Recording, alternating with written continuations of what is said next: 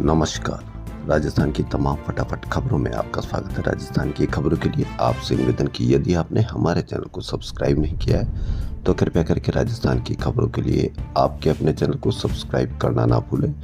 आप सब्सक्राइब करते हैं तो हमें हिम्मत होती है सही और सच्ची खबरें आप तक पहुंचाने की, वरना मीडिया में किस तरह से खबरें पहुंचाई जा रही है ये तो भला हो आम जन का, जिससे कोई माहौल नहीं बिगड़ा।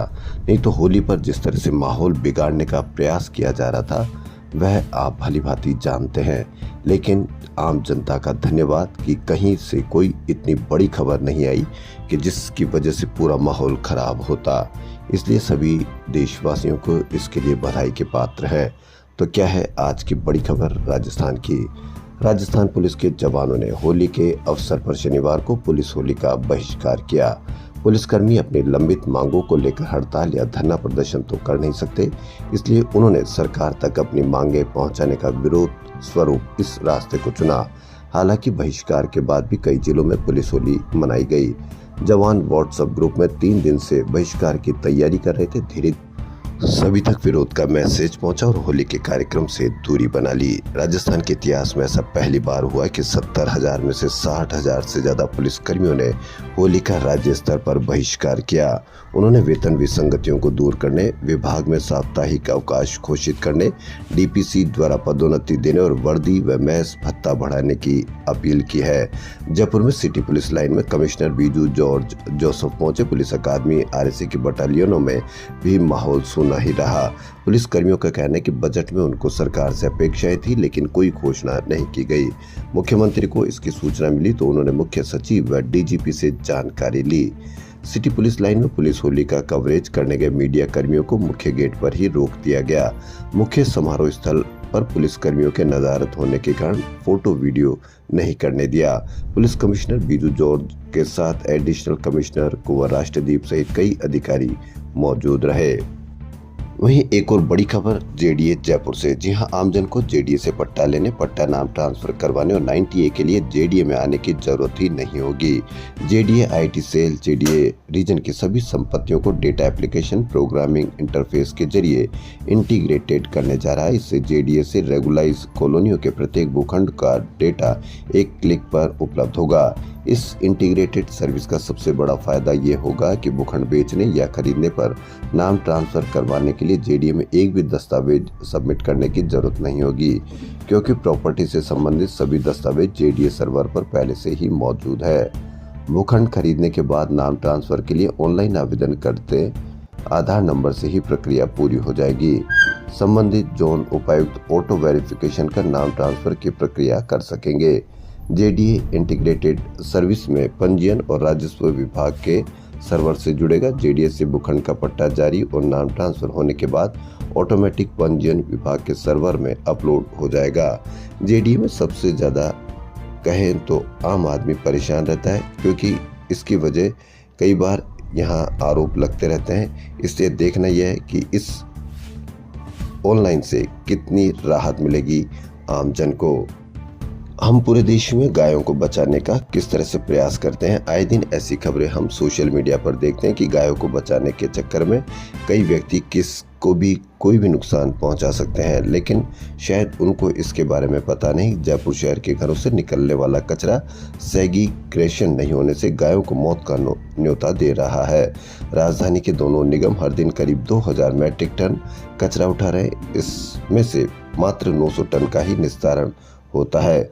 गीला और सूखा कचरा अलग अलग नहीं होने से अधिकतर कचरा रामगढ़ रोड स्थित मथुरा दासपुरा जयपुर में डंपिंग किया जा रहा है, जिससे यहाँ कचरे का पहाड़ बन गए हैं। कचरे ने 100 बीघा जमीन को बंजर बना दिया। सेग्रीगेशन नहीं होने से यहाँ पर करीब 22,000 मैट्रिक टन कचरा एकत्रित हो गया है। इस कचरे से आसपास के 50 गांवों की करीब 2000 गायें हर दिन इसे खाती है। गायों को कचरे में से खाने के लिए मात्र 10% खाद्य सामग्री मिलती है, जबकि 90% प्लास्टिक और अपशिष्ट पदार्थ होता है। प्लास्टिक खाने की वजह से क्षेत्र में हर दिन करीब 20 से अधिक गायों की मौत हो रही है।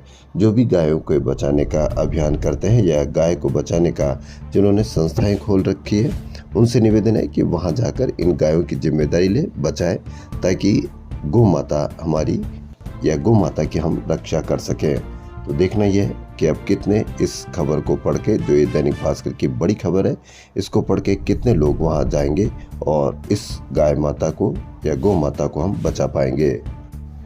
राजस्थानी कर्मचारी चयन बोर्ड की ओर से एक बहुत शानदार और गजब की बोर्ड अध्यक्ष का जवाब। अभ्यर्थी ने सोशल मीडिया पर जिस अंदाज में परिणाम के लिए कहा, उसी अंदाज में बोर्ड अध्यक्ष का जवाब आया। जी हां, राजस्थान कर्मचारी चयन बोर्ड की ओर से पिछले साल दिसंबर में हुई परिचर भर्ती परीक्षा के रिजल्ट का अभ्यर्थी इंतजार कर रहे हैं। इसको लेकर पशु परिचर भर्ती के अभ्यर्थी नंदकिशोर सामरिया ने चयन बोर्ड अध्यक्ष आलोक राज को टैग करते हुए लिखा कि सर, कल पवन पुत्र सपने में आए और बोले कि फौजी साहब बहुत अच्छे हैं, उनको बोलो कि पशु परिचर का रिजल्ट 25 मार्च तक जारी कर दो, क्योंकि पटवारी भर्ती की तैयारी नहीं हो रही है। आपके अध्यक्ष साहब मान जाएंगे। सर, इस पर आपका क्या कहना है? इस पर बोर्ड अध्यक्ष ने भी उसी के अंदाज में जवाब दिया। उन्होंने सोशल मीडिया पर लिखा कि संयोग से कल पवन पुत्र मेरे सपने में भी आए थे। उन्होंने बोला कि आज के युवा धैर्य रखना नहीं चाहते, वह सब कुछ 2 मिनट नूडल्स जैसा चाहते हैं, उनको थोड़ा धीरज धरना सिखाओ। पवन पुत्र ने आगे कहा कि पशु परिचर का रिजल्ट 3 अप्रैल से पहले मत देना, हो सके तो 3 मई तक खींचना। इस मामले पर बोर्ड अध्यक्ष आलोक राज ने कहा कि पशु परिचर भर्ती परीक्षा में बड़ी संख्या में अभ्यर्थी शामिल हुए थे। हमने इसका परिणाम 3 अप्रैल को जारी करने की बात कही थी। इस तिथि तक परिणाम जारी करने का प्रयास है। पिछले साल दिसंबर में 6433 पदों के लिए पशु परिचर भर्ती परीक्षा हुई थी, जिसमें 10,52,565 अभ्यर्थी शामिल हुए थे। एयरपोर्ट क्वालिटी इंटरनेशनल ने हाल ही में देश और दुनिया के सबसे बेहतर एयरपोर्ट्स की सूची जारी की है, लेकिन इस बार भी जयपुर एयरपोर्ट सूची में जगह नहीं बना सका, जबकि वर्ष 2015-16 में लगातार 2 साल तक जयपुर एयरपोर्ट अपनी श्रेणी में दुनिया का नंबर 1 एयरपोर्ट हुआ करता था। करीब 8 साल से जयपुर इस सूची में लगातार पिछड़ रहा है। दरअसल विश्व के एयरपोर्ट्स का सर्वेक्षण करने वाली संस्था एयरपोर्ट काउंसिल इंटरनेशनल ने एयरपोर्ट्स पर यात्री सुविधाओं और सुरक्षा को लेकर बड़ा सर्वे किया। अब देखना यह है कि सर्वे में पिछड़ने के बाद जयपुर एयरपोर्ट कितना काम करता है, ताकि वह वापस नंबर 1 आ सके। राजस्थान प्रदेश कांग्रेस अध्यक्ष गोविंद सिंह डोटासरा की अध्यक्षता में प्रदेश कांग्रेस की विस्तारित कार्यकारिणी की महत्वपूर्ण बैठक आज दोपहर 2 बजे जयपुर में आयोजित होगी। यह बैठक हरिश्चंद्र तोतुका भवन जयपुर की नारायण सिंह सर्किल पर होगी। इसमें प्रदेश प्रभारी सुखजिंदर सिंह रंधावा, नेता प्रतिपक्ष टीकाराम जूली, पूर्व मुख्यमंत्री अशोक गहलोत, सह प्रभारी ऋत्विक मकवाना, चिरंजीव राव, पूनम पासवान भी शामिल होंगे। शाम 5:30 बजे होली स्नेह मिलन कार्यक्रम होगा। राजस्थान में जगह जगह पुलिस द्वारा होली खेलने के बहिष्कार को लेकर पूर्व सीएम अशोक गहलोत ने सरकार पर हमला किया। गहलोत ने कहा कि त्योहार के दिन प्रदेश भर में उल्लासपूर्ण एवं शांतिपूर्वक होली मनाने में योगदान देने के बाद शनिवार को पुलिसकर्मी होली का बहिष्कार किया। मेरी मुख्यमंत्री भजनलाल शर्मा से अपील है कि अविलंब इस मामले में दखल दे एवं पुलिसकर्मियों को होली खेलने के लिए उनकी मांगों पर सकारात्मक फैसला करे। सरकार के समक्ष तमाम लंबित मांगों जैसे डीपीसी से प्रमोशन, मैस भत्ता बढ़ाने, साप्ताहिक अवकाश इत्यादि मांगों को लेकर पुलिसकर्मी होली का बहिष्कार किया। पूर्व में हमेशा बजट में पुलिसकर्मियों के हित में घोषणा होती थी। होली साल भर में आने वाला त्योहार है। हमारे नेता प्रतिपक्ष एवं कई विधायकों ने विधानसभा में भी आपकी इन मांगों को उठाया एवं आगे भी हम मजबूती से सरकार के समक्ष आपकी मांगों को रखेंगे। मेरा सभी पुलिसकर्मियों से निवेदन है कि बहिष्कार पर पुनर्विचार कर आप अपने साथियों एवं परिजनों के साथ होली का त्योहार मनाएं। गरीबी कैसे दूर हो सकती है, इसके कई इलाज हैं। या तो उनको रोजगार दे या उनको पैसा दे। यह एक और आधार है जिसकी वजह से आप अब गरीबी से दूर हो गए हैं। देश में 12 साल में ही गरीबी रेखा से नीचे जीवन यापन करने वालों की संख्या 29.5% से घटकर महज 4% रह गई। ये कैसे हुआ? ये आकलन रंग राजन कमेटी वर्ष 2014 के गरीबी के फॉर्मूले के आधार पर किया गया है। खपत आधारित इस फॉर्मूले में शहर में यदि 1410 रुपए और गांव में 960 रुपए प्रति माह से कम खर्च करने वाला व्यक्ति गरीब है। जी हां, महीने में 1410 रुपए और गांव में 960 रुपए प्रति माह से कम खर्च करने वाला व्यक्ति गरीब है। यह सही है या गलत है, इस पर आप अवश्य कमेंट करें कि शहर में 1410 रुपए खपत करने वाला कितना गरीब हो सकता है। यानी 1410 रुपए मात्र एक महीने में खर्च करने वाला व्यक्ति गरीब है। अब आप इससे अंदाजा लगा लीजिए कि क्या 1410 रुपये से कम खर्च भी लोग मौजूद हैं। यानी इस कम से कम रुपए भी खर्च करने वाला पूरे देश में 4% है। यानी इतना कम रुपया भी और भी कितने गरीब होंगे इसका आप अंदाजा लगा सकते हैं। वहीं the journal of foundation for agrarian studies में प्रकाशित लेख में कहा गया है कि देश में 2022-23 में लगभग 26.4% लोग गरीब थे। इसके लेखकों ने रंग राजन कमेटी की पद्धति के आधार पर यह अनुमान लगाया। इससे पहले 2011-12 में गरीबी रेखा का निर्धारण हुआ था। फिर फरवरी 2024 में एनएसओ ने घरेलू उपभोग व्यय सर्वे 2022-23 जारी किया। 2023-24 के आंकड़े प्रोफेसर डॉक्टर शमिका रवि ने हाल ही में साझा किया है।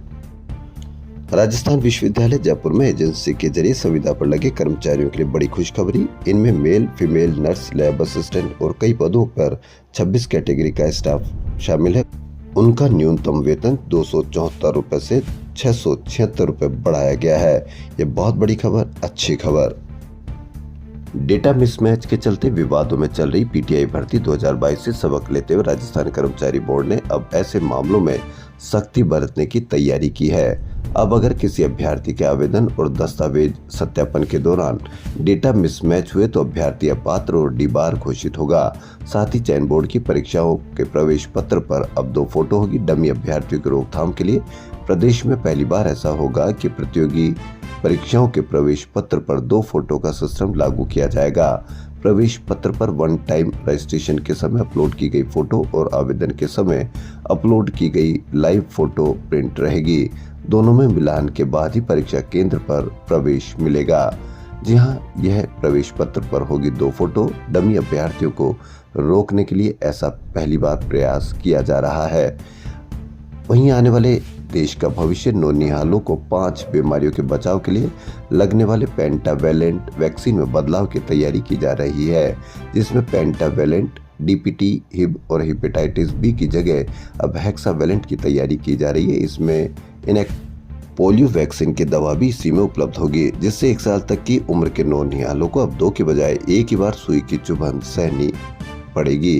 केंद्र सरकार ने राजस्थान, मध्य प्रदेश, गुजरात, महाराष्ट्र, दिल्ली, पंजाब, हरियाणा सहित देश भर के सभी राज्यों में पेंटावेलेंट की बजाय चरणबद्ध तरीके से निःशुल्क हेक्सावेलेंट वैक्सीन लगाई जाएगी। राजधानी जयपुर में लगातार मौसम बदल रहा। पश्चिमी विक्षोभ के प्रभाव से मिजाज बदला और तापमान में गिरावट दर्ज की गई। शनिवार दिन भर बादलों की आवाजाही रहने से तेज धूप से राहत मिली और दिन का तापमान 1.5 गिरावट के साथ ही 33.3 डिग्री सेल्सियस दर्ज हुआ। वहीं रात का तापमान भी 20 डिग्री रहा। हालांकि दिन रात का तापमान सामान्य से ज्यादा बना हुआ है। मौसम विभाग ने राजधानी जयपुर में आज पश्चिमी विक्षोभ के चलते दोपहर बाद आंधी बारिश का अलर्ट जारी किया है। तेज हवा चलेगी और बारिश होने की संभावना है। इससे दिन के तापमान में गिरावट होने से गर्मी से बड़ी राहत मिलने की संभावना है। स्टेट कैंसर इंस्टीट्यूट में कर्मियों को 2 माह से वेतन नहीं मिलने की वजह से उनमें रोष व्याप्त है। कर्मियों ने शनिवार को भी नाराजगी जताई और कहा कि पूरा काम करने के बाद भी उन्हें वेतन नहीं मिल रहा है। जयपुर एयरपोर्ट पर शनिवार को स्पाइस जेट एयरलाइन की बद इंतजामी के चलते यात्रियों को जबरदस्त परेशानी का सामना करना पड़ा। एयरलाइन ने कोलकाता फ्लाइट को ऐन वक्त पर रद्द कर दिया, लेकिन यात्रियों के लिए कोई वैकल्पिक इंतजाम नहीं किए। इससे यात्री परेशान रहे, लेकिन कोई बात नहीं। किसी को कोई परेशानी हो तो कहीं कोई सुनवाई होती है या नहीं, इस पर भी आप अवश्य कमेंट करें। गर्मी और सर्दी के मौसम में स्कूलों के समय परिवर्तन को लेकर वर्षों से चल रही परिपाटी में बदलाव की मांग उठी है। शिक्षक संगठनों ने सरकार को सुझाव दिया है कि अब दीपावली और होली के बाद से स्कूलों का समय परिवर्तन होना चाहिए, क्योंकि मौसम के सिस्टम में अब काफी बदलाव आ चुका है। इसलिए अब दोनों प्रमुख त्योहारों से शीतकालीन व ग्रीष्मकालीन समय सारणी लागू करना ठीक रहेगा। एक और बड़ी खबर, चुनाव में मंगलसूत्र बहुत चला था। मंगलसूत्र और आए दिन आपके हाथ से दूर होता जा रहा है, क्योंकि मंगलसूत्र की बनाने की कीमत इतनी ज्यादा हो गई तो न तो आप अब मंगलसूत्र बनवा पाएंगे और न ही कोई चोरी कर पाएगा। जी हाँ, दुनिया भर में मंदी की आशंका के चलते शनिवार को जयपुर में शुद्ध सोना 90,000 रुपए के स्तर को पार करता हुआ 90,300 रुपए प्रति 10 ग्राम हो गया। इसके साथ ही चांदी भी पहली बार 1,02,700 रुपए प्रति किलोग्राम हो गई है। इस तेजी से जेवराती सोना भी 85,100 रुपए प्रति 10 ग्राम के भाव बिका। पिछले 2 दिन में सोना 1,200 रुपए जबकि चांदी 1,900 रुपए महंगी हो चुकी है।